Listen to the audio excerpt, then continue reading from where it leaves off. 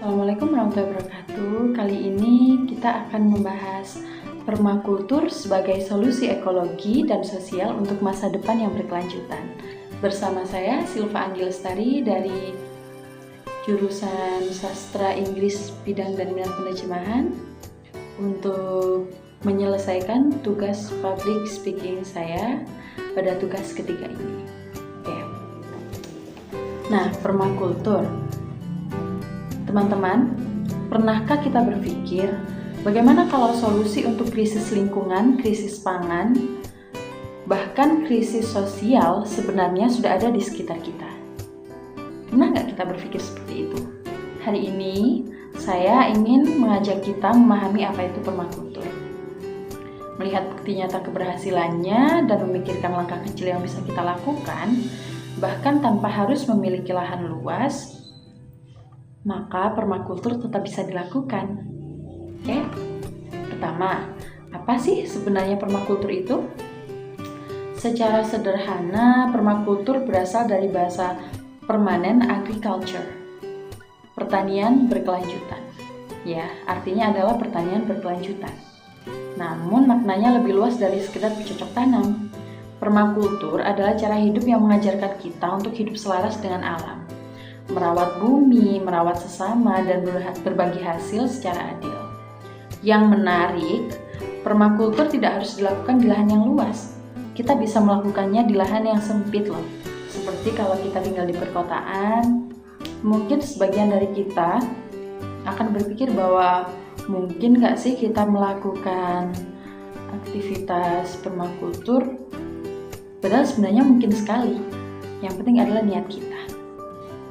Misalnya dengan menanam sayur dalam pot bekas, membuat kompos dari sisa dapur, atau menampung air hujan untuk menyiram tanaman. Itu bisa kita lakukan di balkon mungkin. Untuk kita yang tinggal di kota, karena rumah kita kan sempit, maka kita biasanya cenderung membuat tempat menjemur baju di atas, di balkon. Nah, di situ bisa kita tanami tanaman dan lain-lainnya. Lalu intinya bukan seberapa besar lahannya, tapi seberapa bijak kita mengelolanya. Kedua, mari kita lihat bukti ilmiahnya.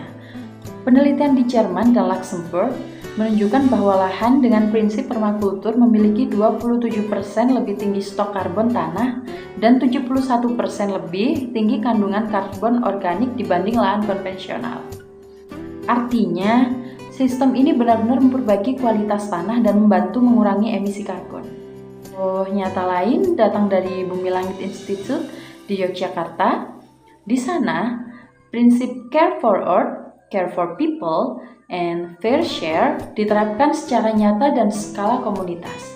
Hasilnya, sebuah penelitian menunjukkan bahwa praktik permakultur di sana meningkatkan keanekaragaman hayati dan kesehatan tanah, serta hasil pertanian organik meningkat hingga 40% dibanding sistem konvensional.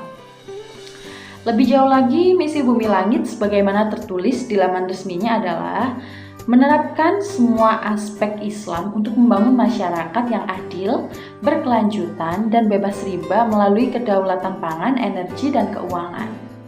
Artinya, permakultur bukan sekedar ekologi, tetapi juga spiritual dan sosial.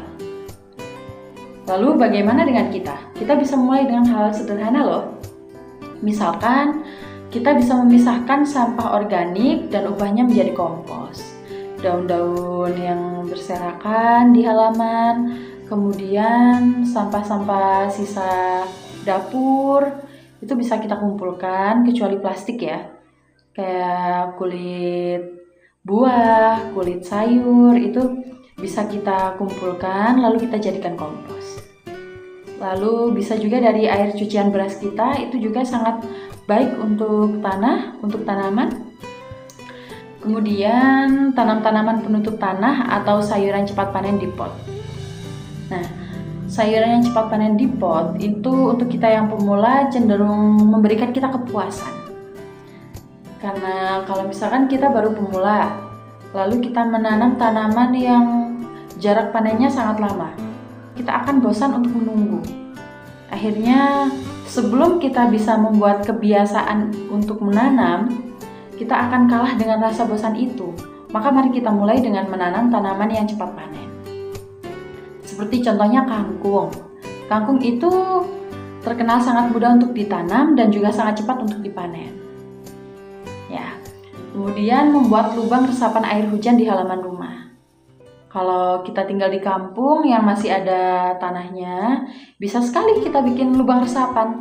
Nanti air yang dari hujan itu masuk ke lubang resapan, kemudian diserap oleh tanah dan menjadi sumber untuk kehidupan tanaman-tanaman di sekitar kita. Tindakan kecil seperti ini bila dilakukan bersama bisa menjadi langkah besar menuju masyarakat yang lebih mandiri dan lingkungan yang lebih sehat. Oke teman-teman, permakultur bukan hanya tentang menanam, tetapi tentang menata ulang cara kita hidup di bumi. Ia mengajarkan bahwa keberlanjutan bisa dimulai dari ruang sekecil apapun, asal dilakukan dengan kesadaran dan kepedulian. Jadi, jangan menunggu lahan luas atau modal yang besar. Cukup mulai dari rumah sendiri, dari langkah kecil hari ini, karena perubahan besar selalu dimulai dari tindakan kecil yang dilakukan dengan hati yang besar. Terima kasih. Wassalamualaikum warahmatullahi wabarakatuh.